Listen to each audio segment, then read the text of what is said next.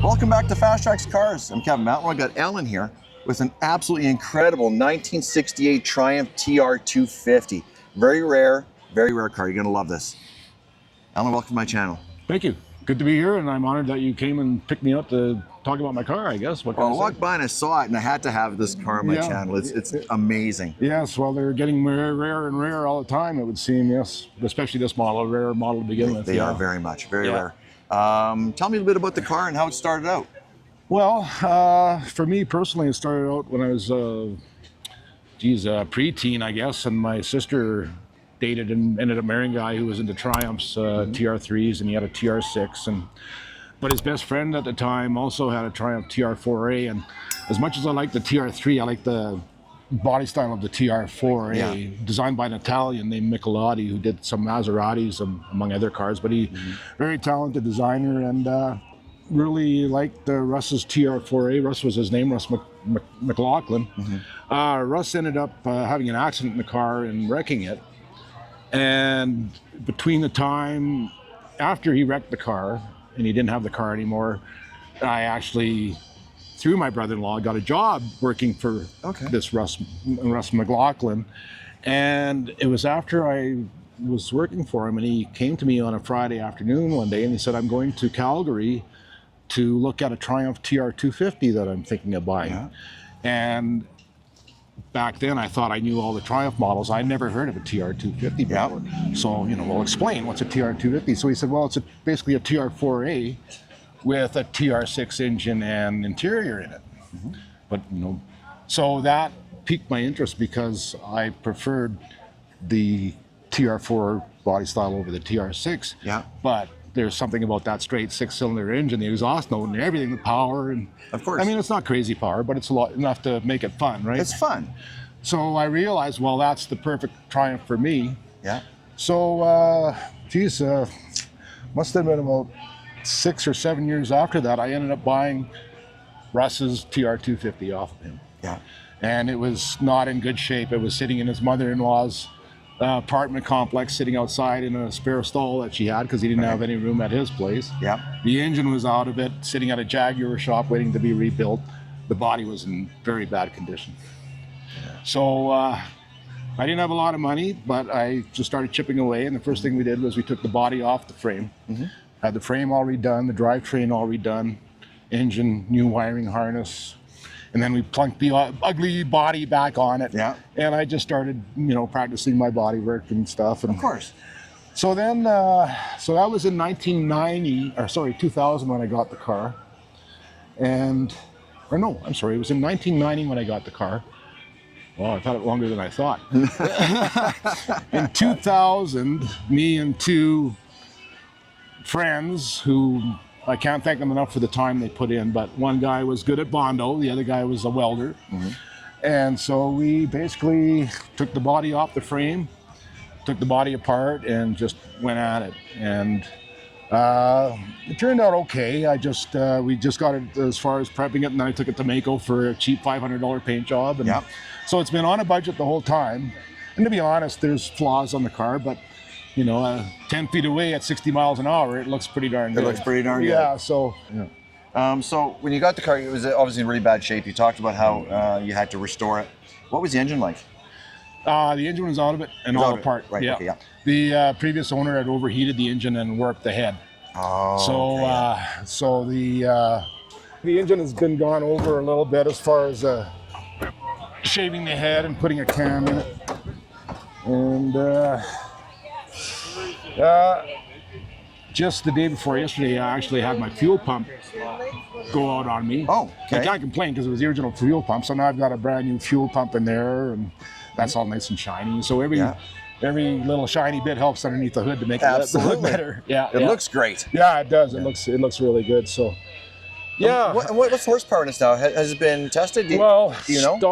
Stock they're about 112, 115 ohm, so not big horsepower. This one I'm estimating between 135, 140 maybe. Which is not bad for the weight. No, it's a little over 2,000 pounds, so the power to weight ratio is... It's incredible. It's fun, yeah. It's just a It's usable fun though, that's the thing. Yeah, and it's not like, well, you could get in trouble in this car, I suppose. You can, you can.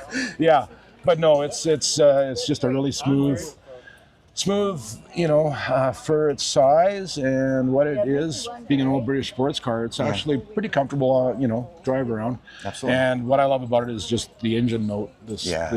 I read an article once in a Road and Track magazine, and the guy was reviewing just a basic Triumph saloon, with a 6-cylinder in it. And the guy said, in my opinion, the only engine that sounds better than a Triumph straight six is a Ferrari V12. Yeah. Is what he said, And that says a lot. I know. But if you hear one of these, or a TR6, or even a Datsun 240Z going down the road, if you're a car guy, you know what they are. Straight six sound.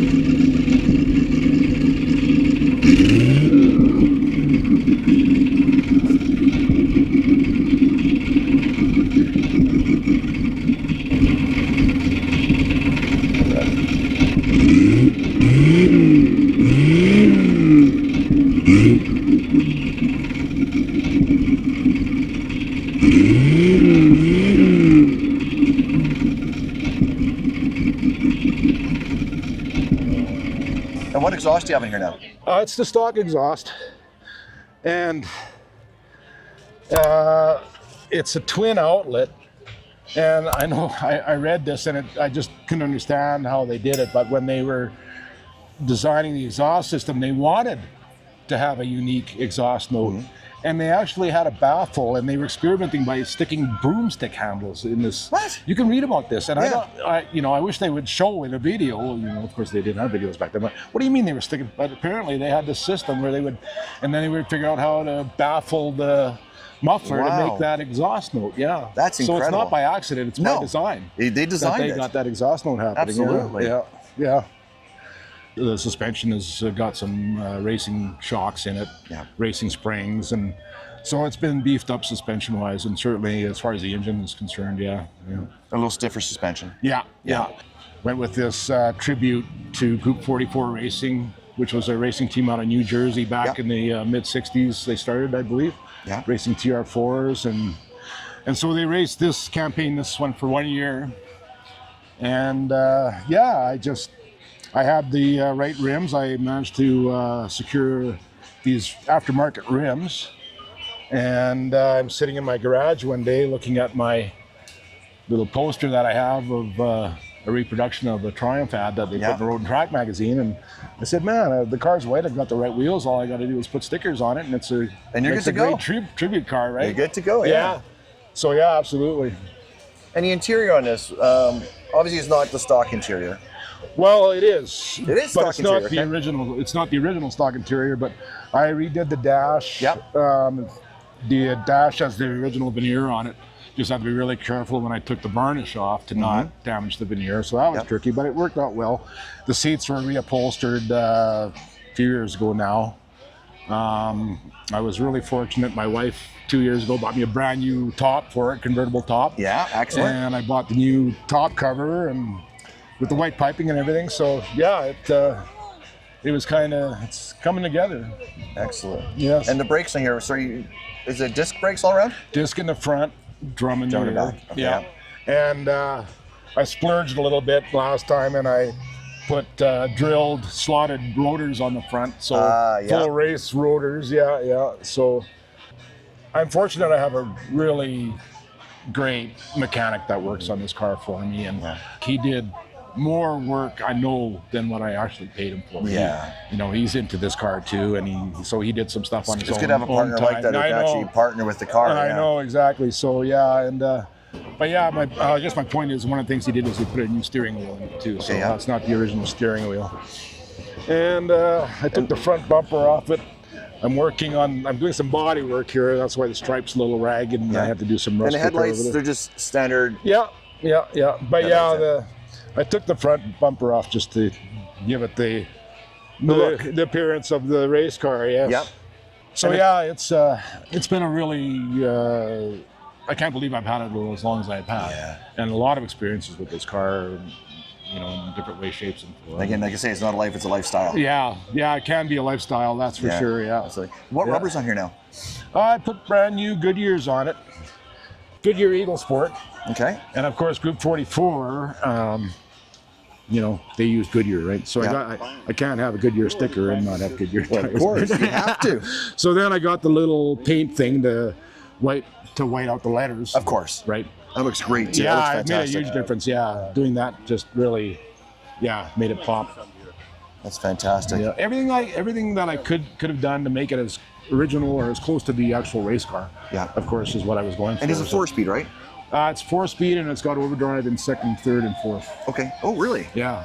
So it'd be a great drag racer. It is kind of a great drag racer using that overdrive, but these cars do have weaknesses, like many cars, you know. Of course. And one of the weaknesses is the suspension mounts for the independent rear suspension. Mm-hmm. If you do too much hammering on the throttle, too much drag racing, you're going to weaken those bolts. Of course. Crack the mounts, right? And that's one of the reasons I actually had to take the body off right at the very beginning, because those mounts were all cracked and they're broken. Yeah. So the differential's flopping around, you know. So absolutely. So I had to take the body off at that point. That's the only way you can fix that problem. Really. Yeah. Well, it's a body off. Yeah. So, and that's just the way it's designed. Yeah. And it was just as well, because that whole frame needed to be stripped and painted and powder coated. Yeah. Well, just based on age. Yeah. Exactly. Yeah. So yeah, this car was definitely on the way to being a parts car or worse, and I just snapped it up and salvaged it. Started poking away at it. Yeah. So. Well, thank God for salvaging it. Yeah. It's a beautiful car. Yeah. Thank you very much. Funny thing is, though, I should mention, 2 years ago, I was at the All British Field Meet here in the city, and the guy who sold this car to the guy I bought it off of showed up. And he's looking at this car and he's saying, you know, I think this used to be my car. So I started asking him questions about that, you know, it had an ugly interior in it, you know, not original. And he goes, oh yeah. He says, this used to be my car for sure. So that's awesome. He was completely floored to see it in this state now. Absolutely. Yeah. He was completely amazed to see it like this. Yeah. No, you got a beautiful car. Thank you so much for sharing with me on my channel. I do appreciate you spending time with me. No problem, Kevin. My pleasure. Absolutely. If you're an automotive enthusiast like we are, like, comment, subscribe, and don't forget to turn on the notification bell so you're alerted when new videos go live. We post videos weekly, and this is completely free.